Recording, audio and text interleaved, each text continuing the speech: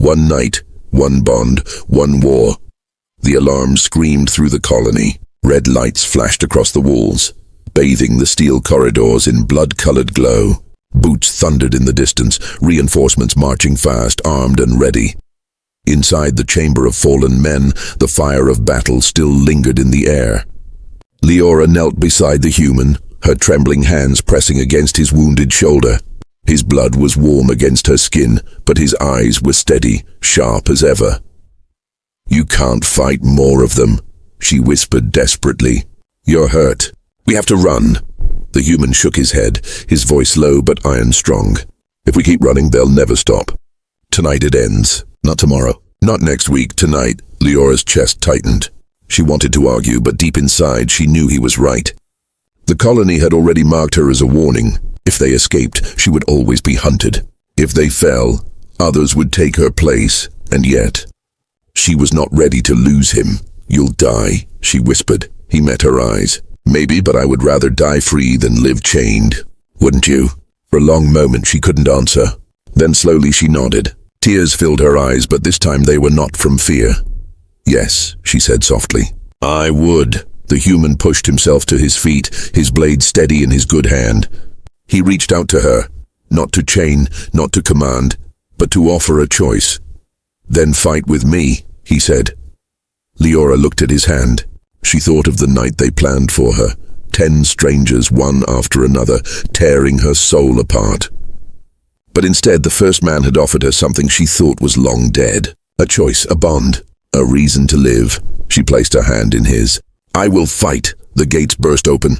Colony enforcers poured in, armored and armed with rifles. Their leader shouted, "Kill the human! Take the girl alive." The human raised his blade. Leora gripped the broken pipe she had carried through the fight, and together they stood. The first wave rushed in. Gunfire roared. The human moved like a storm, his blade flashing, deflecting shots, striking down soldiers one by one. Leora followed, her fear burning into fury. She struck at their legs, their arms, giving him the openings he needed. The room filled with chaos, steel against steel, screams, the echo of explosions as grenades cracked against walls. The fire alarm shrieked as sparks rained from the ceiling, and still they fought. One soldier slammed Leora to the ground, his rifle raised. Before he could fire, the human grabbed him by the throat and hurled him into a wall. Blood splattered, and the man fell silent forever. Leora gasped, her heart racing. She looked at him, bloodied, exhausted, but unyielding. For the first time, she believed in something stronger than fear. She believed in him. More soldiers flooded in, but now whispers spread among them. This wasn't just a fight. This was defiance. A human and a marked girl standing against the system itself, and whispers were dangerous. The humans shouted over the chaos. They wanted one night to break you. But tonight, this night, you rise. You are not a slave. You are not a warning. You are a spark. His voice carried like thunder. Even Leora felt the fire in it. Her grip tightened on the pipe. Her voice rose with his, strong and clear. "My name is Leora," she cried, "and I will never bow again." The soldiers faltered. The humans surged forward, cutting them down with brutal precision. Leora's scream of defiance echoed, shaking the chamber like a battle cry. At last, the enforcers broke. The survivors dragged their wounded away, shouting orders, promising revenge. But they did not come back through the gates. Not that night. Silence returned, heavy and raw. The human leaned on his blade, his chest heaving, blood dripping to the floor. Leora stumbled to him, catching his arm before he fell. "You stood for me," she whispered, her voice shaking. "Now I will stand for you." His lips curved in a faint smile. "Then we'll stand together. Always." Outside, the alarm still rang. The colony would not forgive what had happened. Word would spread quickly of the girl who defied her debts, of the human who fought a war for her in one night. This was not the end. It was only the beginning. Leora looked at the fires burning through the colony and felt something rise inside her. Not fear, not sorrow.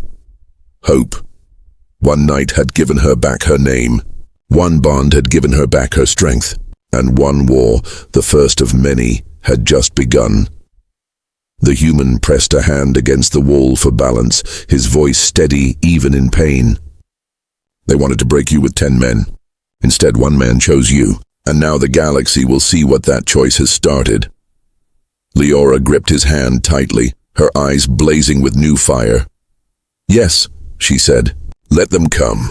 We will not bow, not now, not ever. And together they walked into the dark corridors beyond. No longer hunted slaves, but rising warriors. The night the rulers planned to break her had become the night they created their greatest enemy. The bond of two souls, the spark of rebellion, and a war the stars would never forget. Crawled backward, coughing in the thick steam. She could barely see him, only flashes of metal and bursts of red light. Each sound of his blade striking filled her chest with both fear and hope. Another shot rang out, and the human grunted in pain. Her heart stopped. "No!" she cried, but her voice was drowned by the chaos. Then his voice came through the steam, firm and strong. "Run!" Her legs moved before her mind could think. She ran, clutching the blaster, her breath ragged. The steam burned her skin, the tunnel shaking with every blast of the rifles. But even as she ran, tears blurred her vision. Because behind her she knew he was still fighting for her, and she did not know if he would survive. The truth of the debt. The fire crackled softly in the ruined storage room where they had hidden. Smoke rose in thin lines, vanishing into the broken vents above. Shadows played across the walls, and the girl sat close to the warmth, hugging her knees. Her clothes were torn, her skin bruised, but her eyes were no longer only afraid. The human sat opposite her, his back against the wall, cleaning blood from his knuckles. His breathing was steady, but his eyes were sharp, always watching, always listening for the sound of boots or alarms outside. For a long time, neither spoke. Only the fire filled the silence. At last, he asked quietly, "Why? Why are they so desperate to keep you chained? No one risks this much for a debt, unless it's not really a debt." Her hands tightened. She looked down at the floor. "You won't understand," she whispered. "Try me," he said. His voice was not cruel, not demanding. It carried something she had not felt in a long time. Patience. Her throat trembled. "I did not owe them anything. Not one coin. Not one favor. My family. We resisted them. We refused to bow to their orders. We spoke out when others stayed silent. That was our crime." She closed her eyes, her voice breaking. "So they created the debt. Fake numbers. Fake papers. They called it justice, but it was only punishment. And when my family disappeared, they kept me alive only to humiliate me, to make me pay for a life I never lived." The human's jaw tightened. He had suspected corruption, but not this. Not the depth of cruelty. She went on, her words falling faster now, as if years of silence had cracked open. "They wanted me broken. They wanted me to serve as a warning to others. If a proud house can be reduced to this, then no one else will dare to resist." Her eyes shone with tears in the dim firelight. And tonight was to be the final lesson. 10 men, 10 monsters, all of them laughing while I burned inside. The human leaned forward, his scarred face catching the fire's glow. "But you weren't broken. You're still here. Still speaking. Still fighting." She gave a bitter laugh. "Fighting. I was chained. I begged the stars to end me, and then you came." Silence stretched again. Her breathing slowed. Then, for the first time, she lifted her head fully to look at him. Her voice softened, almost fragile. "My name," she said. "You asked before. No one has spoken it in months. They erased it, replaced it with a number. But I will tell you now. My name is Leora." The human repeated it under his breath, almost like a vow. "Leora." The way he spoke it, firm, steady, made her heart ache. As if the name was something sacred, not something dirty. She stared at him across the fire. "And you? Why do you care? You could have taken what they offered. You could have been like the others. Instead, you fight for me. Why?" He hesitated, looking into the flames. At last he answered, "Because I've seen chains before. I've worn them. I know what it does to a soul. And I swore long ago if I could break someone else's chains, I would." The words sank deep into her. Outside, distant shouts echoed through the colony corridors. The hunt had not ended. The 9 men were not finished. Leora leaned closer to the fire. Her voice steadied. "Then you must know this. They will not stop. The debts were never about money. They were about silence. And if we run, if we hide, they will hunt me until the end of my life, and they will kill you for standing beside me." The human's eyes narrowed, cold and fierce. "Let them try." The fire popped loudly, sending sparks into the air. Leora shivered, but not from fear. For the first time in years, she felt the weight on her chest lift, just a little. She whispered again, "Leora." "My name is Leora. Thank you for saying it." The human nodded once firmly. "Remember it. Because soon the whole colony will remember it too." And in that broken room, with the fire burning low and the sounds of hunters growing nearer, a new bond was sealed. Not by chains, but by choice. Leora was no longer only a girl punished for false debts. She was someone worth fighting for. And the man who first took her had chosen to fight until the end. The hunter's trap. The air in the tunnels was heavy, filled with smoke and dust. The human led Leora deeper into the abandoned section of the colony, where broken pipes dripped water and lights flickered weakly. Every sound echoed, footsteps, breaths, even the crackle of his blade when he tested its edge. Leora followed close behind. Her heart pounded, not only from fear but from the strange strength growing inside her. Every step beside him felt like defiance against the world that had tried to crush her. But she also knew the others would not give up. The 9 men were still out there, and they would not forgive the human for stealing their prize. Suddenly, a metallic clang rang out from ahead. The human froze, raising a hand for silence. Leora stopped too, her eyes scanning the shadows. The sound came again, this time behind them. Then to the left, then to the right, her breath caught. "They're surrounding us." The human's jaw tightened. He looked around the broken tunnel. The exits were narrowing, the walls bending toward a large steel chamber ahead. His instincts screamed the truth. "It's a trap," he said coldly, and then the doors slammed shut. From the shadows, figures stepped out, armed with pipes, chains, and blades. The 9 men, their faces twisted with rage and greed. Behind them, colony enforcers in black armor sealed the chamber's gates. The leader of the men sneered. "You thought you could steal her? 1 against 9? No, human. Tonight, you both die. Slowly." The human moved in front of Leora, his blade flashing in the weak light. His stance was calm, steady, like a predator waiting for the right moment. The first man rushed forward. Steel clashed against steel. Sparks flew. The chamber filled with the roar of metal and the grunts of men. The human struck fast, moving like a shadow. He ducked a chain, slammed his elbow into one attacker's chest, then twisted to parry another's blade. But there were too many. They circled him, closing tighter and tighter. Leora pressed back against the wall, her hands trembling. For a moment fear returned, choking her. But then she remembered his words at the fire. "You're not broken. You're still here." Something inside her snapped. When one of the men lunged toward her, she grabbed a broken pipe from the floor and swung it with all her strength. The sharp edge cut across his arm and he screamed in pain. The others turned in shock. The human's eyes widened just for a heartbeat, but then a fierce grin spread across his face. "Good," he said. "Fight with me." Together they moved like fire and storm. The human cut down another man, his blade slicing through armor. Leora struck with desperate strength, landing blows that sent their enemies stumbling back. For every hit she took, she rose again, her rage burning brighter. Still the numbers pressed them hard. The leader slammed the human against the wall, driving a blade into his shoulder. Blood flowed, but he shoved the attacker back with a brutal kick. Leora cried out, fear tearing through her chest. She ran to his side, swinging her pipe wildly to force the others back. Her hands shook, but her eyes blazed. "You will not take him," she screamed. The chamber echoed with her voice. For a moment, even the hunters hesitated. The human pushed himself upright, blood dripping down his arm, but his eyes glowed with unshaken resolve. He stood tall, his blade raised again. "You should have killed me when you had the chance," he growled. The battle raged on. 2 more men fell to the ground, broken and bleeding. Leora's pipe cracked against skulls and armor. The floor became slick with sweat and blood. At last, only the leader remained. He staggered back, panting, fury twisting his face. "This isn't over," he spat. "The colony wants her. The rulers want her. You can't fight them all." The human stepped forward, bloodied but unbroken. "Watch me," With one final strike, his blade cut the leader down. The steel chamber fell silent. Only the sound of heavy breathing remained, his and Leora's. She dropped the pipe, her arms trembling. Her eyes filled with tears, not of fear this time, but of release.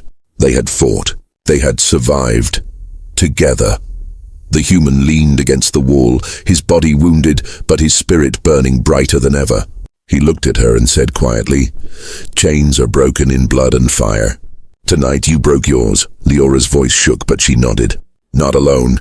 Outside, alarms blared louder. Reinforcements would come. The battle was not finished. But in that moment, standing in the steel chamber filled with fallen enemies, Leora understood one thing clearly. She was no longer a prisoner. She was no longer property. She was Leora, and the man who first took her had chosen her freedom over everything else. The 9 men's fury. The hall was no longer quiet. The crowd shouted like wild animals, stomping their boots on the floor. The announcer screamed orders, but the chaos only grew louder. The human still stood in front of the alien girl, blade at his side, ready to strike. His body was steady like a wall that no one could move. The girl sat behind him, her chains clinking as she tried to push herself backward, away from danger. But she could not take her eyes off him. 9 men rose from the benches, their faces twisted with rage, their eyes burning with greed. These were the men who had also paid for her. To them, the human had broken the rules. He had stolen what they believed was theirs. One of them, a thick man with metal implants across his arms, spat on the floor. "You think you can take her all for yourself? You think you can cheat us?" Another man, tall with cruel yellow eyes, pointed at the girl. "She belongs to us too. Step aside, human, or we will take her with your blood still warm on the floor." The human's grip tightened on the blade. His voice was calm, but each word carried iron. "She belongs to no one." The men roared in anger. The announcer did not stop them this time. He wanted blood. He wanted the human broken, so the lesson would be clear. No one defied the law of the debt. The first man charged forward, swinging a steel pipe. The sound of metal echoed as it cut through the air. The girl screamed, but the human moved faster than her eyes could follow. He caught the pipe with his free hand, twisted it sharply, and drove his knee into the man's stomach. The man fell with a painful groan, the pipe now in the human's hands. The crowd shouted louder, half in shock, half in delight at the sudden fight. The second man rushed in from the side, knife flashing. The human raised the pipe, blocking the strike with a loud clang. Sparks flew. In one motion, he shoved the attacker back and slashed the pipe across his face. Blood sprayed across the floor. The girl's chains rattled as she pulled herself back farther. She could not believe what she was seeing. He was alone, but he fought like an army. The third man jumped down from the bench with a roar. He swung a chain like a whip, the links cutting through the air. The human ducked low, the chain cracking against the wall behind him. In an instant, the human surged forward, tackling the man to the ground.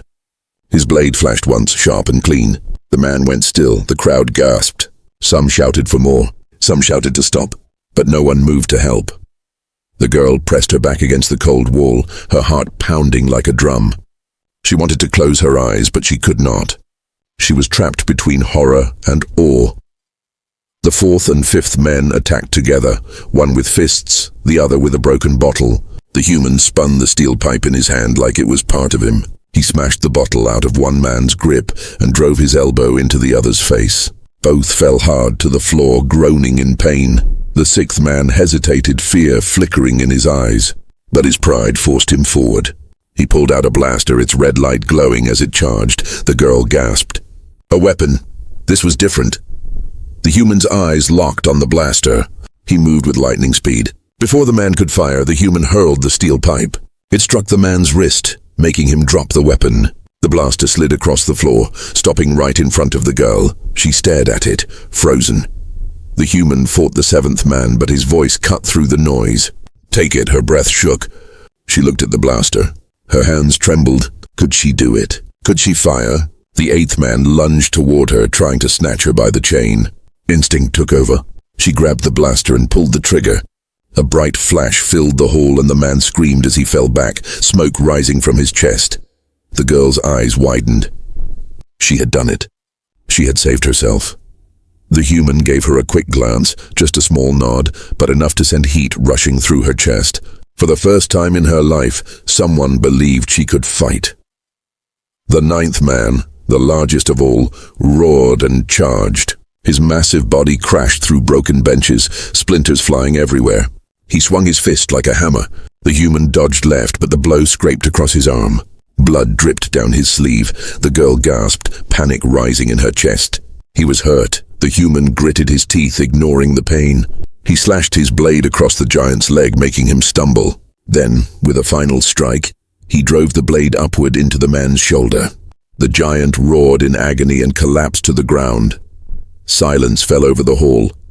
9 men lay scattered across the floor, groaning, bleeding, or motionless.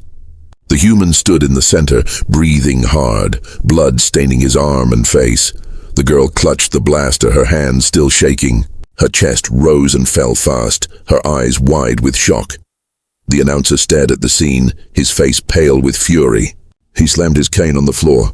"This is not finished! Guards, hunters, bring them down." The human turned to the girl. He reached out his hand, his voice low but steady. "Come, we have to leave now." Her chains rattled as she rose slowly. She looked at his hand, then at the fallen men. For the first time in her life, she felt the taste of freedom, and she knew it began with him. The escape in the dark, the hall was chaos. Broken benches, groaning men, and blood on the floor. The announcer shouted in rage, his cane striking the ground. Guards rushed from every corner, their boots pounding on the metal floor, shock batons glowing in their hands. The human pulled the alien girl close, his arm steady around her. "Move," he whispered. Her chains clinked as she stumbled after him, still holding the blaster. Her hands shook, but she kept it tight against her chest. The guards charged. Electricity cracked through the air. The human swung his blade, knocking one baton aside, then shoved a guard hard into the wall. Sparks flew as the man hit the power box, collapsing in a shower of light. The girl flinched, covering her face. She had never been this close to violence before tonight. Yet here she was, running through it, alive only because of him. The announcer's voice echoed through the loudspeakers, reaching every part of the colony. "Seal the doors. Do not let them escape. The debtor must be returned." Red alarms flashed across the hall. Sirens wailed. The heavy metal doors at the end of the room began to close with a slow grind. The human's eyes narrowed. He pulled the girl forward, his grip iron. "Run!" She stumbled, chains dragging at her ankles, but he half lifted her, forcing her legs to move. The closing doors screamed louder. The girl's heart raced. If they were sealed inside, there would be no way out. With a final burst of speed, the human dragged her through the narrowing gap. The doors slammed shut behind them with a heavy boom, cutting off the sound of angry voices inside. Now they were in the colony's dark service tunnels. Pipes hissed with steam. The smell of oil and rust filled the air. The lights here were dim, flickering, leaving long shadows. The girl gasped for air, her legs trembling. She leaned against the wall, her chest heaving. I can't keep up." The human glanced at her, his expression unreadable.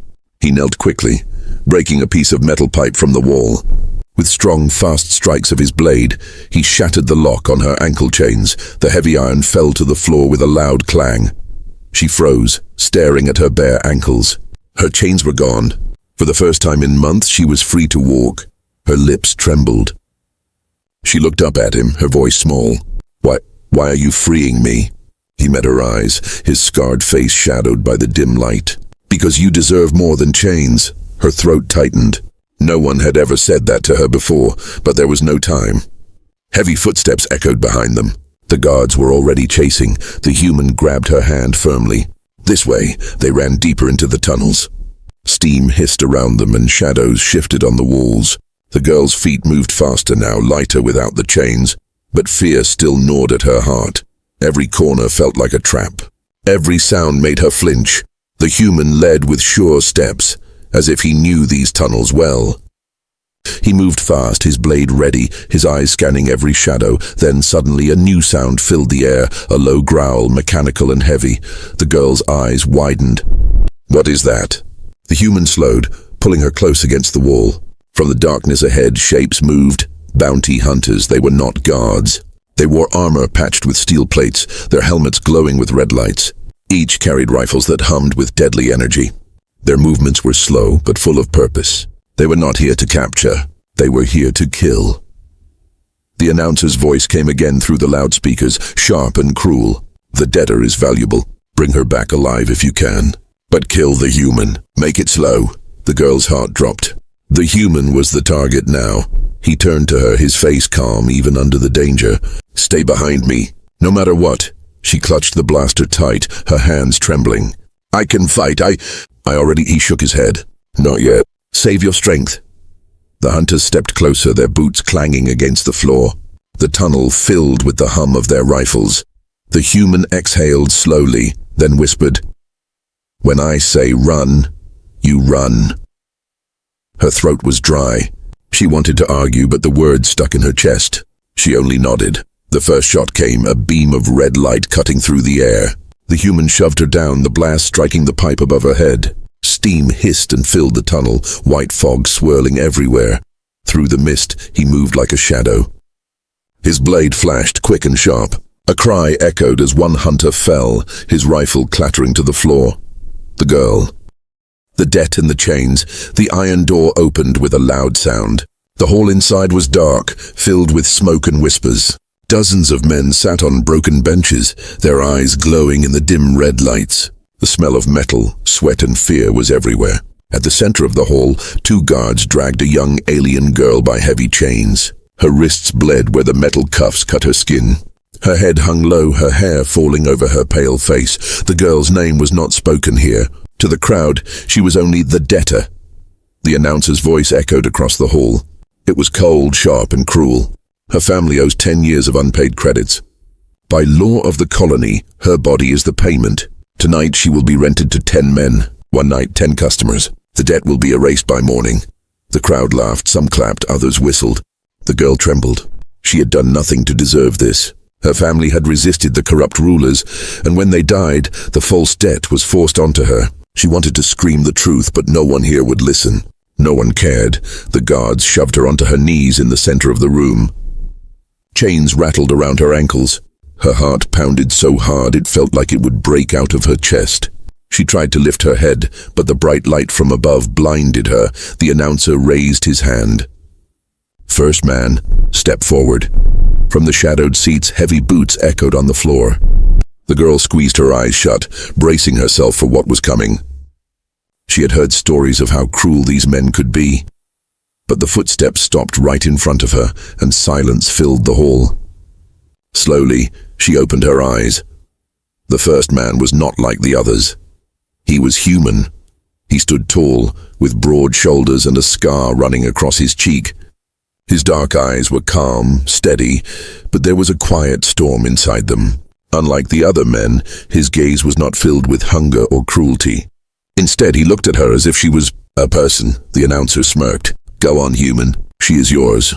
The girl expected rough hands, expected pain. But instead, the man knelt down and placed something in her hands. She blinked in shock. It was a small flask of water. Her throat was dry, her lips cracked. She stared at him, confused, unsure if it was a trick. Drink, the man said softly. His voice was low, carrying no threat, only calm strength. Her fingers shook as she lifted the flask to her lips. The water was cool, and as it touched her tongue, tears filled her eyes. Nobody had shown her kindness in a long time. The crowd murmured. Some laughed, others cursed. One of the men shouted, "She's not here for water. Do what you paid for." The human ignored them. He pulled a piece of bread from his coat and broke it in half, giving it to her. She ate slowly, her eyes never leaving his face. Finally, he spoke again. "What is your name?" The girl froze. Nobody had asked her that in months. She wanted to answer, but fear gripped her chest. What if it was a trap? What if he wanted to laugh at her weakness? She stayed silent, lowering her head. The human leaned closer. His words were quiet, meant only for her. "You are not a punishment. You are not property. To me, you are mine to protect." Her eyes widened. She had never heard such words in this place. She wanted to believe him, but how could she? The announcer slammed his cane on the floor. "Enough of this delay. 9 more are waiting. Get on with it, human." The human stood, turning his head slowly toward the crowd. His eyes darkened, his jaw tightened. For a moment, the hall grew silent under his stare. There was something dangerous in him, something the others did not understand. He looked back at the girl, then reached out his hand. "Come with me," he whispered, her breath caught in her throat. Chains still bound her ankles and fear still chained her heart. But in that moment, a spark lit inside her chest, a spark of hope she thought was long dead. The other men growled, restless, angry. They had paid and they wanted their turn.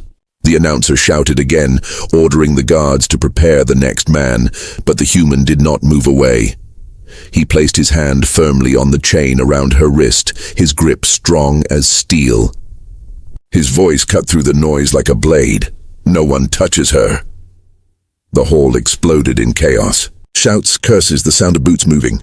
The guards raised their weapons. The girl's heart raced as she realized what was happening. This man was not here to use her. He was here to fight for her. And in that moment, chained and broken as she was, she understood one thing. Her life would never be the same again. The first man's kindness. The hall was loud with angry voices. The crowd demanded their turn, shouting at the human who dared to refuse them.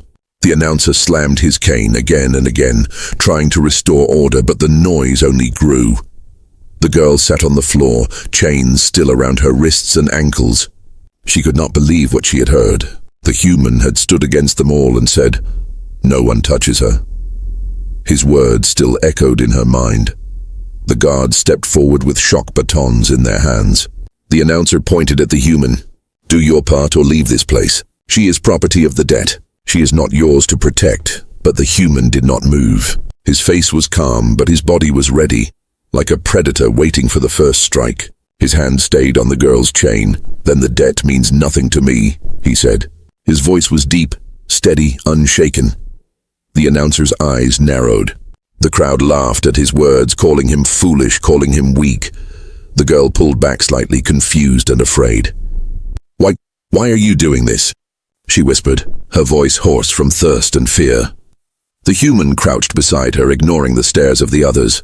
His scarred face was close now, and in his dark eyes she saw no hunger, no cruelty. Only a strange warmth she had forgotten existed. "Because you don't belong here," he answered softly. She shook her head. "I am nothing, I am debt. They own me." He gave a short, almost bitter laugh. "No one owns you. Not them, not anyone. You are more than chains." She blinked at him, unable to respond. His words felt unreal. For months, she had been told she was worthless, that her only value was to pay what her family could not. But this human, this stranger, spoke to her as if she mattered. He pulled the flask from his coat again and offered it. "Drink, you need strength." Her hands trembled as she lifted it. She drank carefully, slowly, as if afraid someone would strike her for daring to take more than a sip. But he let her finish it all. The crowd grew restless. Some shouted, "Enough games! Throw him out!" Others mocked her, laughed at her tears. The girl lowered her head in shame, but the human's hand touched her chin lightly, lifting her face. "Look at me," he said.